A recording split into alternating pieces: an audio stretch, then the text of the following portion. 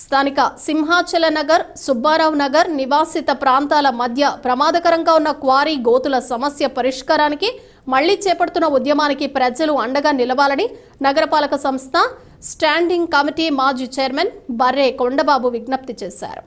Quarry గోతులు శాశ్వతంగా పూడ్చాలని demand చేస్తూ మరోసారి తాను చేపట్టబోయే ఉద్యమానికి సంబంధించిన కరపత్రాలను కొండబాబు వీధి సమావేశాల ద్వారా ప్రజలకు పంపిణీ చేస్తూ వారిలో చైతన్యం తీసుకువస్తున్నారు.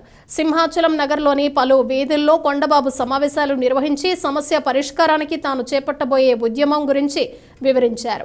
ఈసారి కొండబాబు ఉద్యమానికి అండగా ఉంటామని ప్రజలందరూ ప్రమాణం చేశారు. ఈ ప్రాంతంలో 1000 కుటుంబాలు 4000 మంది ప్రజలు నివసిస్తున్నారని, వారి ప్రాణాలు కాపాడేందుకు తన ప్రాణం అడ్డేసి ఈసారి ఉద్యమంలో తీవ్ర స్థాయిలో చేపడతామని వివరించారు. సమస్యకు శాశ్వత పరిష్కారం లభించిన తర్వాతే ఈసారి ఉద్యమం విరమిస్తానని కొండబాబు స్పష్టం చేశారు. కార్యక్రమంలో గారా చంటిబాబు, శివ తదితరులు పాల్గొన్నారు.